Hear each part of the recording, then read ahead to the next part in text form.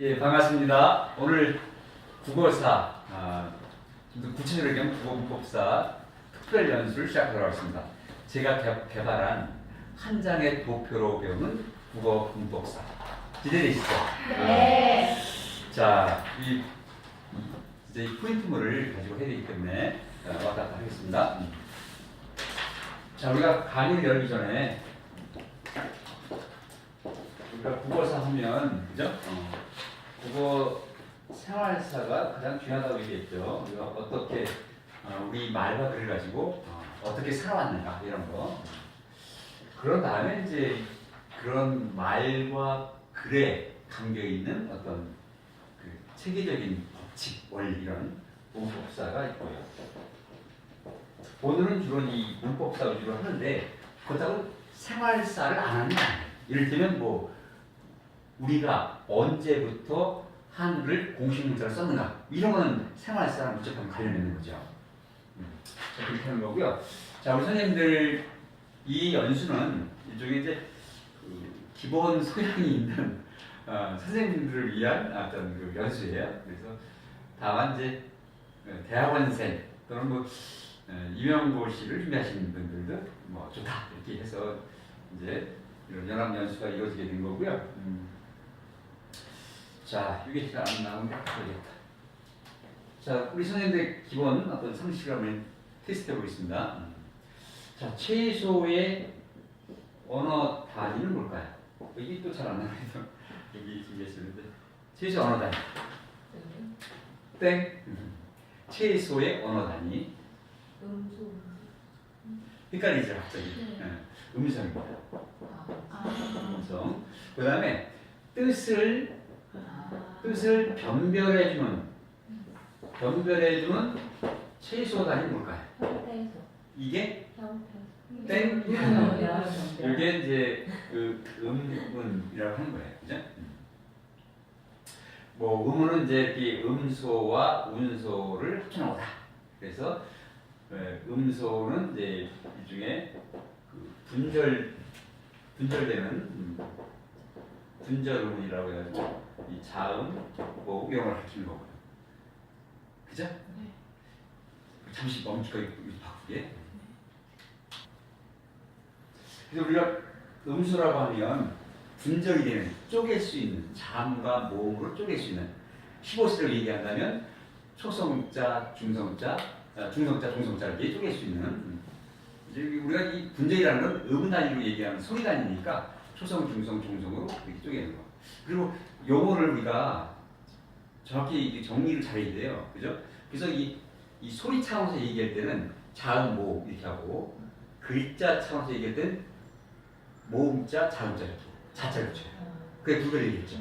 그 다음에 15세기대로 한다면 초성, 중성, 종성 소리 차원에서는 그걸 문자 차원에서 얘기할 때는 초성자, 중성자, 종성자 이렇게 용어를 구별하시고 그 다음에 그 초성, 중성, 종성은 초등학교 학교 문법에서는 그 현대 용어는 아니에요. 그죠? 국어사 차원에서 15세기 용어예요. 그러면 학교 공식 용어는 초성은 뭐라고 해요? 공식 용어 학교에서 조성, 그 초성, 중성, 종성에서 그 초성을 학교 용어로 뭐라고 하냐면 땡. 첫 소리. 그다음 중성은 가운데 소리. 그 다음에 중성은 끝소리. 이게 공식 용어예요. 근데 이게 그 첫 소리, 가운데 소리, 끝소리 이게 일정하지 않아요. 한자 어감이 일정해서 초성, 중성, 종성 이렇게. 그래서 나도 이제 순우리말 좋아하고 쉬운 말을 좋아하지만 어떤 난이도에 따라서 두 가지 용어를 같이 써도 되겠다라는 생각이 들어요. 그죠? 초등학생들한테는 첫 소리, 가운데 소리, 끝 소리. 그걸 문자 차원에서 얘기한다면 첫 소리 글자, 가운데 소리 글자, 끝 소리 글자. 그죠?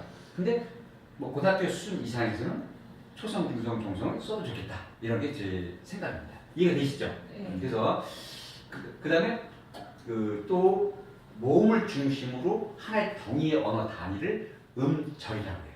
음절도 역시 이 말소리 차원에서의 단위야. 그럼 문자 차원에서 뭐라 해요? 문자성어는 음절자. 그죠? 음절자. 음절자가 아니고 니을 달면 이게 대조를 바뀌죠. 그죠? 음절자. 모든 공부의 기본은 이 용어와 개념의 정확성에서 출발합니다. 또 쉬움에서 출발하고. 그리고 이제 제가 이렇게 이런 걸 자세히 설명하는 건 우리 선생님들께서 이제 우리 아이들을 가르치실 때 이런 용어를 정확히 좀 전달해 달라고 해서 설명하는 겁니다. 자, 그러면 이 운소라는 것은 전문 용어로 비분절이라고 해요. 비분절 음은, 비분절 음운이라고 불러요. 비분절 음수라고 되고, 비분절이라는 쪼갤 수 없다. 그렇지만 낱말의 뜻의 변별을 가져오는 기능을 한다. 그래서 뭐가 있는 거죠? 이 운소, 비분절 음은 고저 장단을 있는 거예요. 이 고저 장단을 국어 교육에서는 뭐라고 그래요? 반쪽의 언어, 세미 버벌 랭귀지라고 해서 반언어라고 해요. 반언어. 뭐 여기는 없지만 이제 몸짓 언어를 비언어라고 해요. 그죠?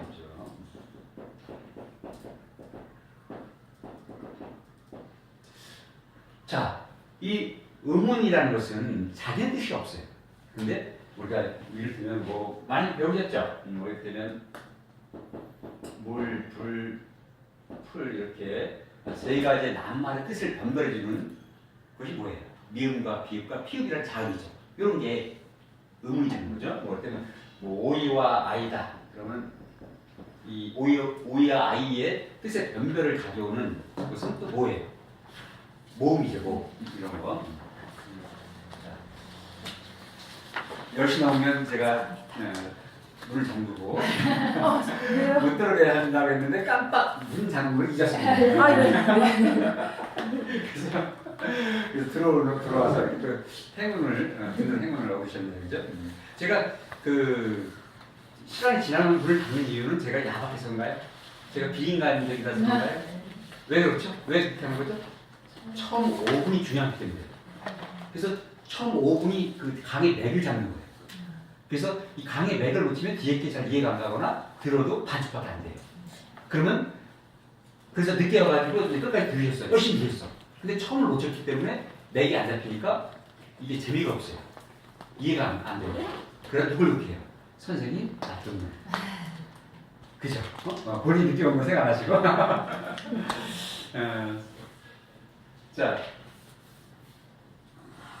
자, 그래서 이 의문이라는 단위, 의문이라는 걸 우리가 살펴봤고요. 그러면 그 뜻을 가진 채소단이 뭐예요? 형태소. 그렇죠. 이게 형태소죠. 형태소. 그래서 형태소는 이제 문법 형태소와 어휘적 형태소 나눠가지고 뭐 조사라든가 어미는 문법 형태소, 또는 형식 형태소. 그다음에 그밖에 명사, 그죠? 이런 반형태는 어휘적 형태소 있고. 제가 여기 정리하는 이유가 있어요. 이제 잘 보세요 한번. 그러면 이 어휘적인 뜻을 가진 채소단이 뭐예요? 채소단이라고 해도 어휘적 뜻을 가지면서 우리가 그 의사소통에서 가장 기본적인 역할을 하는 거. 의사소통의 기본, 의사소통의 기본 단위, 기본 단위, 기본 단위. 이게 바로 뭐예요? 이게 단어야. 그죠? 단어는 한자어고 이걸 우리말은 낱말이라고 했어요. 이왕이면 근데 자주심 위해서 두 개 다 써도 되지만 우리말을 먼저 쓰겠습니다. 낱말, 단어, 영어를 뭐 제가 6.25 때 피난 가면서 배운 영어라 기분이 안 좋아요. 신경 쓰지 마시고. 그리고 이런 낱말, 단어, 이 워드의 집합적 단위가 뭐예요? 이게 집합적 단위. 이게 어휘죠, 어휘. 어휘. 버케블이라는 거. 어휘. 자, 그 다음에, 자, 생각의 완결성을 보여주는 채소 단위 뭐예요? 생각의 완결성을 보여주는 채소 단위. 네? 된장? 문장이죠, 문장. 왜 혹시 된장이 나와? 아니, 왜 된장을 많이 먹으면 우리가 건강해지긴 하지만, 그래서 된장을 많이 먹으면 우리가 문장을 잘 그려 쓸 수 있어요. 네? 생각이 잘 진짜 이 된장이야말로 진짜 세계 최고의 음식 아닙니까? 그래서 된장을 많이 먹으면 문장을 잘 그려 쓸 수 있다. 그렇다 그러더라도 그 된장을 말하지. 이게 문장이에요. 문장. 자, 이렇게 정리한 이유가 있어요. 이게 뭐냐면 우리가 이제 문법사를 정리할 건데 문법이라고 하면 어휘표예요. 음성은 원칙상 문법에 포함돼야 안 돼요. 안 돼요. 그래서 이 음음부터 이게 문법이에요. 그럼 음성은 왜 문법에 포함 안 시켜요? 이 음성은 대단히 구체적이고 물리적인 거야. 여러 선생님들 다 목소리 다른 거 어떻게 체계화시킬 겁니까? 그래서 그 객관적으로 보편적으로 체계화시킬 수 없기 때문에 문법에 들어가지 않아요. 그래서 문법하면 음문론부터 시작하는 거예요. 3대 문법론이 뭐죠? 3대 문법론. 음문론, 그 형태를 기본 단위로 하는 형태론. 이 형태론 안에 단어 연구도 포함돼요. 근데 이 단어 연구를 그거를 특화시켜서 더 발전시킨 게 어휘론이죠. 어휘론.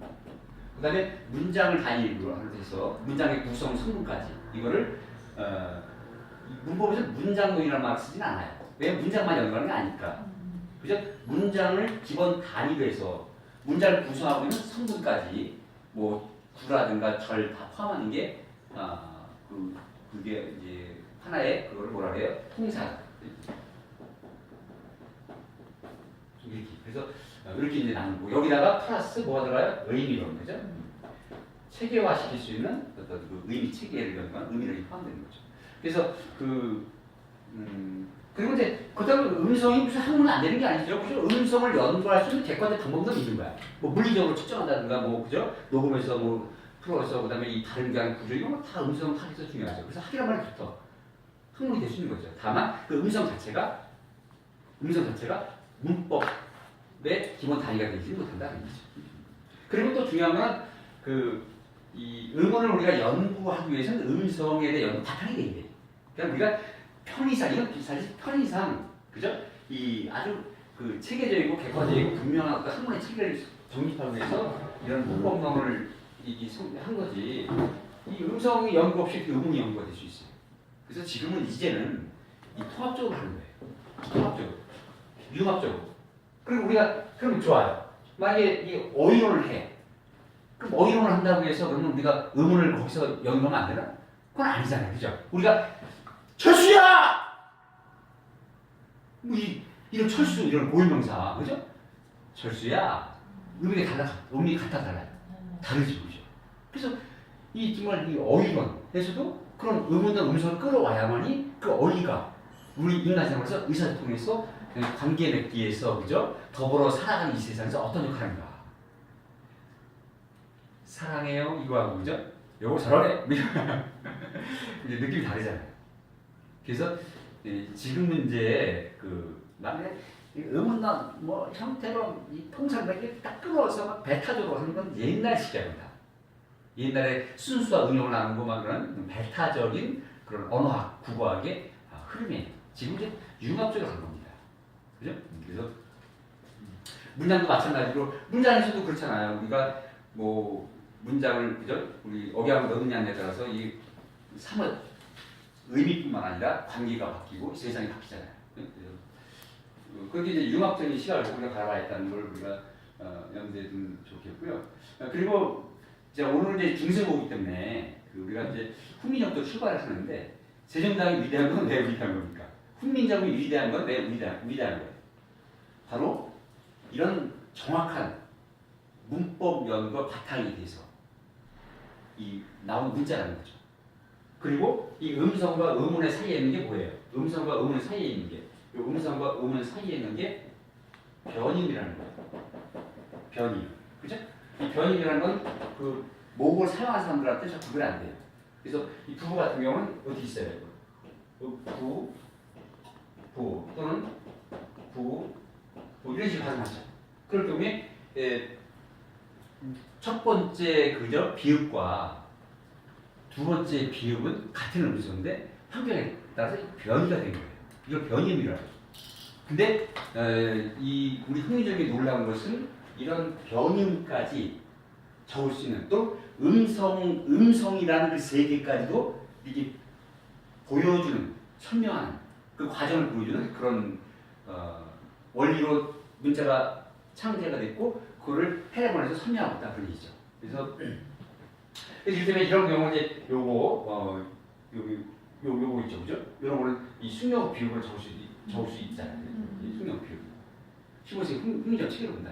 그래서 이런 이제 그래서 이 서양의 그 문자, 서양 알파벳, 로마자에서 이런 변형까지 적게끔 만들어 놓은 게 있어요. 그게 뭐예요?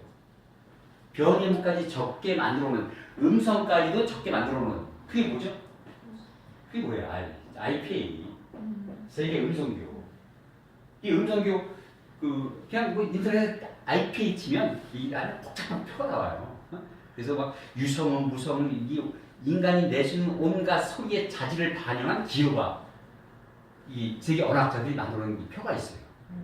그죠? 그래서 서양 말도 그 복잡한 문자 체계를 쓰면 우리 한글처럼 소리와 문자가 거의 일대로 대응이 되는 아주 그 체계적인 그 적기가 가능해요. 근데 그래서 안 쓰는 이유는 뭐예요? 그 IPA가 정확한 이 발음 기호인데 그 발음 기호를 쓰지 않는 이유는 뭐예요? 이게 일상생활에서 복잡하니까. 배우기도 전에 다 기절할 거야. 근데 놀랍게도 IPA에 버금가는 그 이상의 문자를 15세기 세종이 만들었다는 거야. 우리 흥미적으로. 근데 우리 그걸 그 IPA와 같은 문자를 쓰고 있는 겁니다, 지금. 물론 현대 한글이 약간 부족하죠. 뭐 아래라든가 그죠? 사라진 글자가 있다니 안 쓰는 글자가 있으니까. 그래서 옛날에 그 15세기 훈민정 해례본에서 해놨던 그걸 다 쓰면 IPA 그 버금가는 그 이상의 적기가 가능한 거예요. 근데 그 IPA 복잡해서 쓰는 것 자체가 불가능해, 일상적으로. 아예 불가능해. 근데 우리 쓰고 있잖아. 이게 위대한 겁니다. 훈민정은 왜 위대한지 아시겠어요? 그죠? 그리고 자, 이 시점에서 전 세계 언어학들 다 집합시켜. 자, 이런 석학들 다 모이셔. 내가 볼 때 그래도 그 이름 깨나 하는 그 언어학자들을 모으면 최소 100명 모이지 않을까요? 그 100명한테 세계 언어학책을 다 줘. 음성학, 모든 관련된 생물학, 대부학 다 주고 100년을 연구시켜. 그 언어학자들이 이 훈민정 같은 걸 만들 수 있을까 없을까요? 못 만들죠. 그만큼 우리가 이 만족한 문자를 쓰고 있는 거예요. 이게 실감이 안 나죠. 이런 걸 사실은 이거는 진짜 배타적 민족주의가 아니고 객관적 보편적인 사실이에요, 이거는. 그래서 이런 걸 만약에 초등학교 애들이 이해하기는 어렵겠지만 하여튼 뭐 이렇게 학교에서 이런 걸 가르치면 애들이 우리 말과 글에 대해서 얼마나 자부심이 있겠어요, 그죠? 이런 자부심 없이 그냥 기계적으로 말하면 그 모국어를 이렇게 좀 가볍게 배우다 보니까 애들이 졸업하고 나면 그냥 공무원 돼가지고 말이야. 그 영어나 섞어 쓰고 말이야, 그죠? 모국어 알기를 우습게 알고 말이야. 그래서 길잡이 책을 막 가이드북이라 영어로 쓰고 말이야. 너무 화가 나. 그 공무원들 국어 10년이나 배운 사람입니다. 우등생이야. 그죠? 왜 그러면 사회 나가서 이렇게 모국어를 우리 한글을 무시하냐고. 가볍게 배우고. 그 민족주의도 아니고 쉬운 문자를 통해서 쉬운 언어를 통해서 누구나 공평하게 지식과 정보를 나누라는 거. 이게 진짜 세계를 위대한 뜻 아닙니까? 자, 제가 너무 흥분했죠? 자, 그럼 이제 요거를 보시면 본법을 일단 알려드릴게요.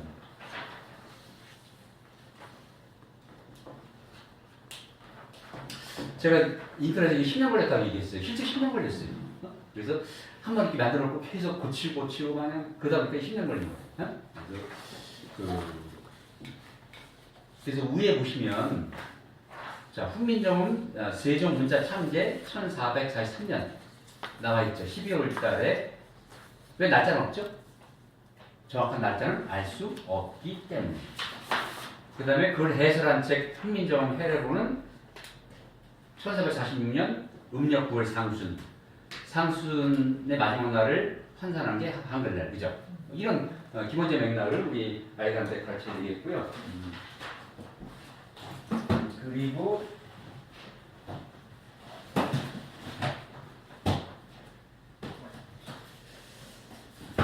그리고 이런 국어 문법사 또는 국어 생활사의 중요한 그 준모가 되는 문헌들이 있어요. 그 문헌들을 그 밑에 써놨어요. 그래서 제일 먼저 훈민정 해례본 나와 있죠. 1446년. 훈민정 해례본의 그 책 제목은 뭐예요? 훈민정음이야. 이거를 책 제목을 쓰시고 했더니 어떤 중학교에서 진짜 국어적인 문제를 냈어요. 정답이 뭐예요? 훈민정 해례본이라고 했어요. 잘못된 거죠. 그죠? 잘못된 거예요. 그래서 훈민정음이야. 다만 문자 몇집과 같다 보니까 그 안에 그 창조 원리를 자세히 설명을 해례를 붙여서 해례본이라는 어떤 편의성, 그죠? 이쪽에 편법 용어를 쓰고 있는 것 뿐이죠. 네, 그 다음에 이제 제가 어제 개정을 했는데 그 용배천가의 왼쪽에 그게 빠져있는 거죠. 그걸 놓도록 하겠습니다. 용배천가 1445년, 1447년 이 써놓은 이유는 뭐예요? 이게 의미가 뭐죠? 자, 1445년은 해례본 가는 1년 전이죠. 47년 1년 후에 어떤 게 진실입니까? 둘 다 진실이죠. 그러니까 기본적인 완성이 1445년에 되어 있는데, 근데 제가 그 집필 과정을 정확히 밝혀냈어요. 그러니까 1445년에는 그 용배천가의 그 훈민정음, 정음, 업문 표기가 제대로 안 된 겁니다. 그냥 한시, 그 125장의 한시, 뭐 주석 정도 이렇게 관련 고사에 관한 주석 정도 이렇게 그냥 쉽게 말해서 지금으로 얘기하면 책이 한 90%가 완성됩니다. 완전 완성이 된 게 아니에요. 근데 학교에서 뭐라고 할지 저기 임영웅 씨 보는 분들은 제 걸 걸러서 들어야 돼요. 제가 얘기 그대로 쓰면 또 문제가 될 수 있으니까. 근데 학교에서 뭐라고 할지냐면 이 용배천가야말로 그 훈민정 반포 1년 전에 훈민정 적의 최초 문헌이라고 가르쳐요. 그건 엄격히 잘못된 거예요. 훈민정음이 이 책에 이 해례본을 통해서 이 완성이 되기 전에 그걸 완성할 수가 없는 거잖아요. 그죠? 뭔가 지금 맞춤법이 문법 맞춤법에 기본적인 게 완성이 돼서 그걸 적용해서 책이 나오는 거지. 어? 이게 무슨 뭐 프린트물도 아니고 말이야. 어? 그죠? 이 해례본이 그 해설서가 완성이 돼야 를 바탕으로서 나오는 거예요. 실제 그렇게 했어. 그걸 제가 이 조선시대 훈민정 발달사에서 제가 그걸 정확히 밝혀냈어요. 그런 맥락. 다만 뭐 실험 삼아 적긴 했겠죠. 그래서 뭐 최초로 훈민정 표기된 문헌이다라고 얘기하는 건 괜찮아요. 괜찮은데 마치 해례본 1년 전에 간행된 것처럼 가르치면 안 된다는 거예요. 간행은 그 책이 있으니까 47년. 그죠? 그 다음에 동국정이 그 1448년이에요. 그러니까 해례본 나온 지 몇 년 뒤에요. 2년 뒤에요. 이게 그 동국정인 영인본입니다.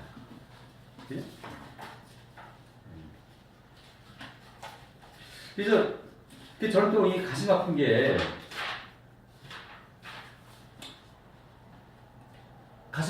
이 동국정을 학교에서 뭐라 가르쳐요? 그 중국식 이상한 한자문 적은 책 이렇게 비현실적 한자문 아주 가볍고 말이 안 되는 얘기입니다. 이 동국이 우리나라잖아요.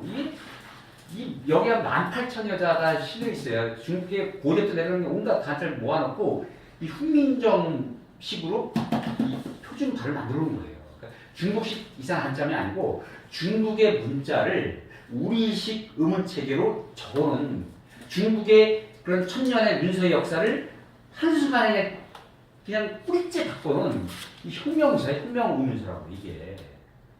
그런 거를 그렇게 뭐 이상한 한자에 적어놨다고 이게 그렇게 폄하하듯이 말이야 가르쳐주면 되겠어요. 그래서 물론 중국 한자를 포함해서 우리가 쓰는 한자를 포함해서 이렇게 가장 이상하게 표준을 만들다 보니까 당대에 안 쓰는 발음을 적용하게 되고 뭐 그럴 수도 있겠죠, 그죠? 근데 그거는 전반적인 맥락에서는 그냥 한 부분에 불과한 것인데 마치 그것이 무슨 이 책에 무슨 이상한 걸 보이는 것처럼 이렇게 학교에서 가르친다는 건 이건 있을 수 없는 일이죠. 자, 그래서 동종 같은 걸 학교에서 가르쳐야 되는데 대학원이나 이걸 제대로 가르칠 수 있는 사람이 별로 없어요. 이 문서를 보는 거 이런 걸 잘 모르니까. 그래서 제가 이제 특강을 통해서 한번 해볼 생각인데, 자 그런 맥락으로요. 그 다음에 이제 그 석고상절 그죠? 누가 썼죠? 수양대군. 그래서 이것도 기본적인 이제 토대는 1447년에 완성이 되는데 실제 간에는 1449년에 이런 맥락이에요. 그걸 잘 이해하세요. 그 다음에 원인청강지국은 세종이 직접 썼죠. 그래서 이것도 1447년, 1449년 그런 맥락이고요. 그리고 원인청강지국은 우리 국어 선생님들이 반드시 기억을 해야 됩니다. 왜냐하면 다른 것도 마찬가지지만 왜 원인청강이 왜 위대하죠? 바로 석고상절은 한자가 한국보다 3배 이상 커요. 3배 정도 대략. 근데 용별천가는 한자보다 한글이 대략 한 3배 정도 커요. 세종대왕이 그렇게 만들었어요. 그렇게 그런 책을 펴냈어. 왜 그랬어요? 왜 그랬을까요? 언젠가는 이 한글이 주류 문자가 될 수 있다라는 자신감인 거죠. 확신, 자신감을 보여준 겁니다. 저는 원인청강기 볼 때마다 눈물이 나와. 하도 울어가지고 제가 눈물이 좀 잘. 자, 한글은 조선시대 공식 문자가 아닙니까? 이것도 학교에서 뭐라 가르친다 그랬죠? 고등학교 교과서에서 1895년 고종의 1895년 그죠? 고종이 뭘 발표해요? 국문 특령을 발표해요. 이제 이 국문 그러니까 업문이라는 말 대신에 이렇게 국문이라는 말 써가면서 저 때부터 한글이 공식 문자가 됐다고 가르쳐요. 그건 100% 거짓말이에요. 한글은 훈민정음은 또는 업문은 1446년부터 제도와 권력과 법의 중심에 놓이는 한나라의 임금이 만들어서 모든 왕들이 공식 문자를 써온 거예요. 양반들이 인정한 거고. 다만 비주류 공식 문자. 제일 주요 공식 문자 뭐라고? 한자 한문이고. 비주류는 한글이고. 근데 고종이 뭐라고 선언해요? 자, 이제부터는 한글이 한자보다 더 중요한 공식 문자, 주류 문자라고 선언하는 거예요. 이거를 왜곡해서 저 때부터 공식 문자가 된 것처럼 잘못 기술해놓은 게 지금 그 교과서에 많아요. 자, 그런 우리가 근데 아무튼 세종대왕이 원인청강지국을 통해서 이 훈민정음이 언젠가 주류 문자가 될 수 있다라는 그런 확신을 보여줬다는 거죠. 그런 맥락. 그 다음에 이제 그 세조 5년에 이제 1459년에 원인석보가 나오죠. 이거 왜 중요하죠? 이 원인석보는 석고상절과 그 세조가 자기가 쓴 것과 자기 아버지 부왕 세종이 쓴 거를 합쳐놓은 거예요. 합치고 나서 이걸 널리 보급하기 위해서, 그죠? 여기 이제 한글이 들어있으니까 일종의 한글 사용서를 거기 앞에다 붙이는데 한글 사용 설명서라는 게 좀 이상한데 정확히 말하면 그렇게 얘기하면 안 되고요, 그죠? 훈민정 해례본은 세종이 직접 쓴 정음편과 그다음에 이거를 풀어 쓴 정음 해례편으로 나눠요. 정음 해례편. 그래서 이 정음편만을 저건 한문이니까 언해를 해서 실어놓는 거죠. 그래서 그것이 그러니까 언해본이라는 말은 엄격히 말하면 잘못된 말이에요. 왜냐면 단행본이 아니니까. 그죠? 그냥 이런 책 앞에 실려 있는 거야. 예를 들면. 그래서 다만 그것이 분리가 돼가지고 계속 이게 막 재편집돼서 간행이 돼요. 뭐 그러면 하나의 단행본처럼 여겨도 되겠죠. 그죠? 그래서 언해본이라고 불러도 뭐 상관없어요. 제가 여기 목걸이 이게 언해본에 나라 말씀 입고 가지고 만든 거잖아요. 여주시에서.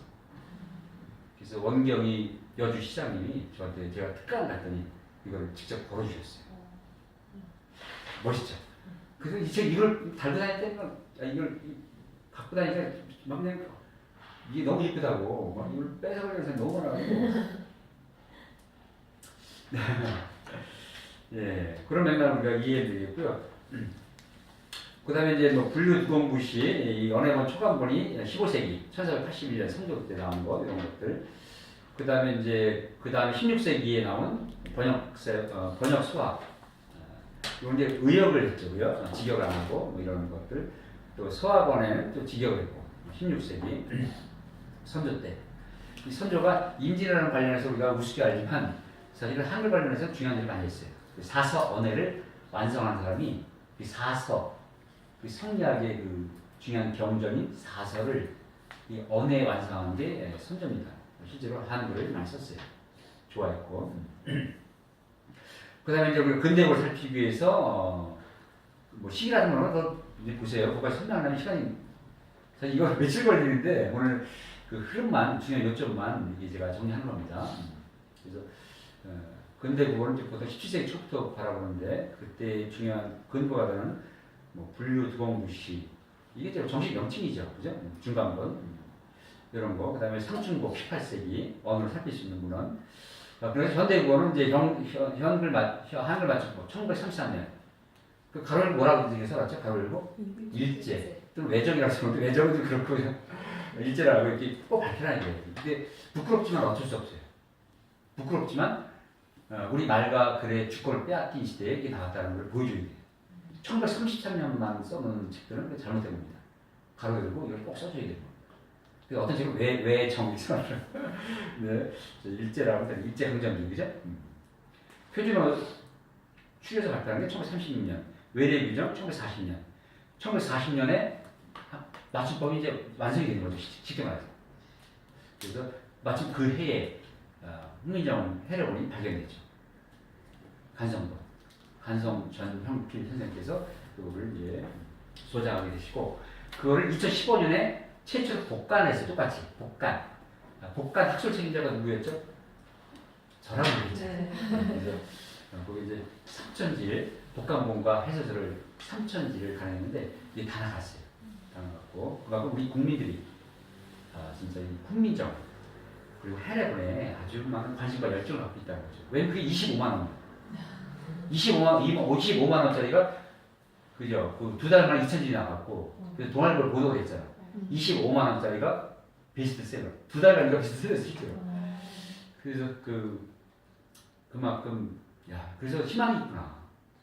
우리 국민들이 진짜 우리 세종대왕, 훈민정, 해례본 이런 거에 대한 열정과 애정과 관심이 있구나. 또 안 나와요? 이제 안 나와요. 한 장만 찍었기 때문에 다만 해설서만 다시 해서 그 복합문을 뒤에 붙여가지고 축소해서 이번 한글날에 나와요. 제 이름 이제 나오는 거고. 그때도 품절이 좀 빨리 사셔야 돼. 그래서 이제 그리고 나는 학생 제가 맥락이 중요하다 얘기했죠. 그죠? 그 학교에서는 말이야, 죄송합니다. 학교 선생님들께 무시하는 게 아니라 다 그런 건 아닌데 이게 뭐 진대 쪽에서 그러시는 것 같은데 그냥 1940년에 해를 발견했는데 벌써 끝나. 근데 그 역사적 의미를 가르쳐야 된다는 거죠. 1938년에 일제가 우리말과 글의 사용과 교육을 아예 금지시켜요. 몇 년도에? 1938년에. 그리고 1940년에 또 뭐가요? 창씨개명.